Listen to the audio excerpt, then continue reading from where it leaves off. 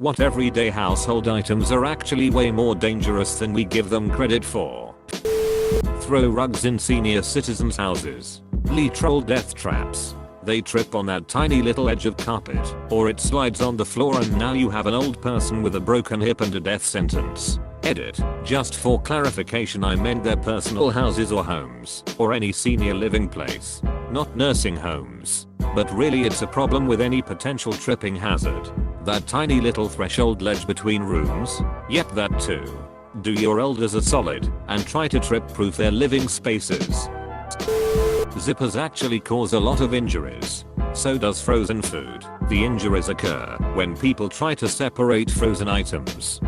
Nothing more uncomfortable than watching someone trying to separate frozen burger patties with a 8+ chef's knife. A mandolin slicer. Those things slice over 9,000 fingers every year. Yikes. The mandolin slicer is a demon who will serve a kitchen faithfully, but it demands a blood sacrifice. Irons. Did I unplug it?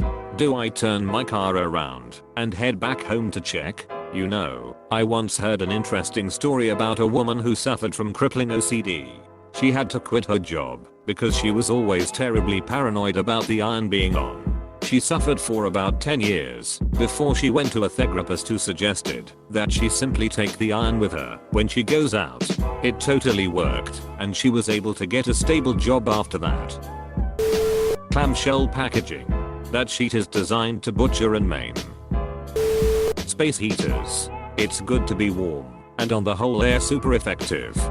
But they can sure go wrong. My grandmother is paranoid AF about even using them due to her mother dying in a house fire caused by an unattended space heater. Space heaters made in the last 15 years are actually really safe with redundant safety features that cannot fail. What makes them unsafe are people using cheap extension cords or power strips that aren't rated to take that kind of power load. The resistance is too high, causing the cords or the internal to overheat and cause a fire. You should only be plugging them directly into the wall outlet or be using a heavy-duty extension cord intended to be used in a workshop. Gummy vitamins. I'm an adult and have trouble limiting myself to less than 20. When I was about 4 years old, I snuck down to the kitchen in the middle of the night and ate an entire bottle of gummy vitamins.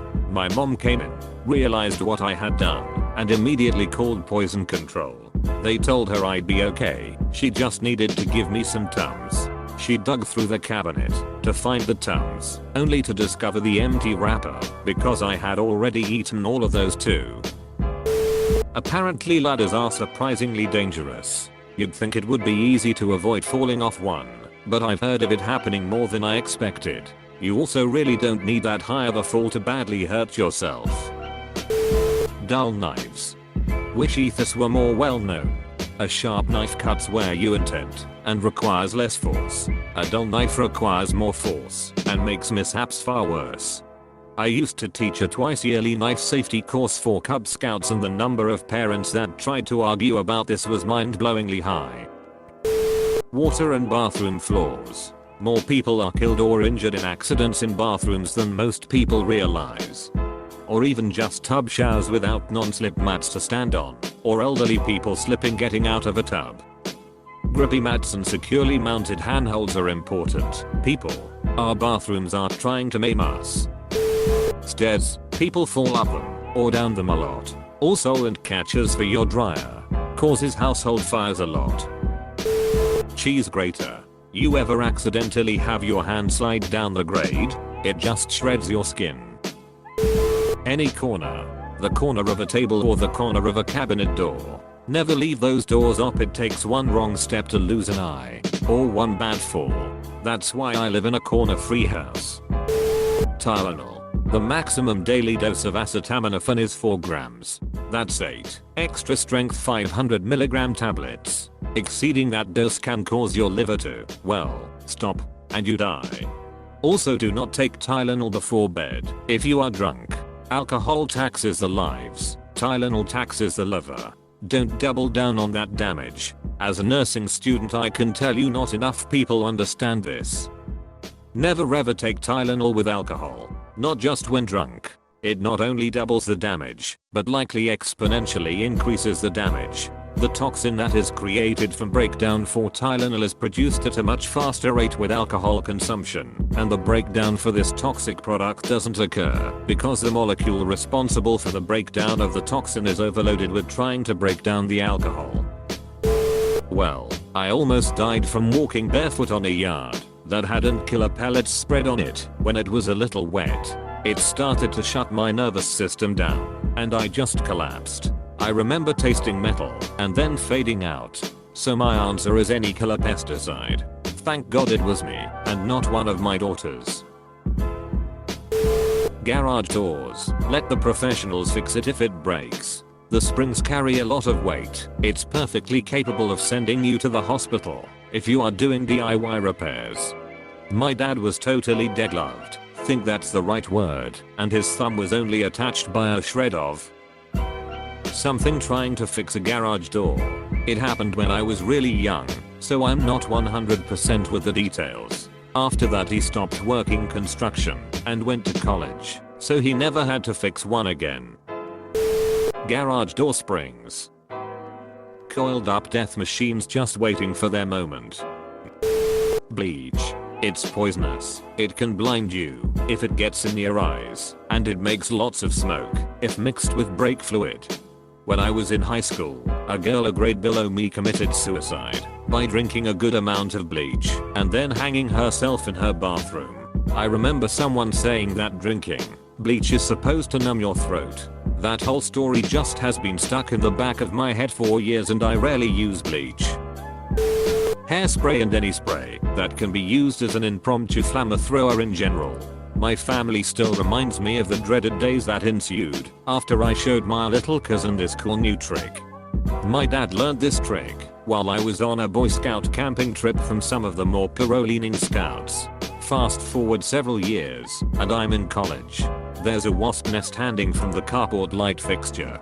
He remembers the spray can flamethrower. What does he reach for? Engine starter fluid. Basically pressurized ether. There were concentric scorch rings around the light fixture, the largest having about a 6-foot radius from the fireball. The wasp nest was gone, as was the hair on his arm. Still don't know how he didn't burn that part of the house down. Refrigerators. They won't kill you as long as you're using them normally, but if your fridge breaks down and you're foolish enough to think, well, I know a bit about electronics, maybe I can fix it, there's about 4 different ways it can kill you. The only ones I can remember off the top of my head is that the cooling element can rupture and the capacitors can hold a lethal charge for months after it's been unplugged. Apparently guitar amps also have the same issue with capacitors. You need specialized equipment for discharging capacitors to safely repair either of these appliances. Edit. Turns out the specialized equipment is only specialized if you want it to be. See replies. Toothpicks. Sharp enough to pierce skin, fragile enough to break off and get stuck, and being wooden porous they can harbor all sorts of nasty stuff that can cause some nasty infections.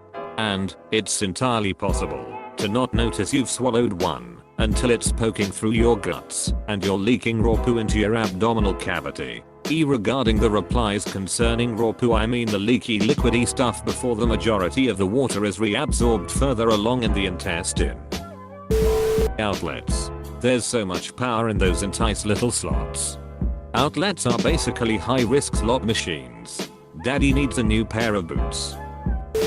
According to the gnawing voice in the back of my head, it's the garbage disposal which calls me like a siren to shove my grubby little fingers into it every time I turn it on. But I resist the allure. Serious answer. Refrigerators. I think they crush a bunch of people every year when someone tries to move them unassisted. Edit. In hindsight I should have thrown a gom jabber joke somewhere in here. Sorry Reddit, my B. I lived a rather odd childhood with some rather odd parents. We lived in the wilds of Colorado for a time like filthy hippies. Wait, not like. Were. Anyway, we had kerosene refrigerator. It used the mantle of an Aladdin lamp and an oil tank to heat the refrigerant. Simple and effective. A mouse managed to get under there and catch on fire once. So, a flaming mouse burned our weirdo shack down. We moved back to town after that. Thank God. Edit. Gilded? Thanks. I really should write about growing up and the crazy crap about that happened. It's interesting. Lithium button cell batteries when eat the battery opens in stomach and burns trough tissue.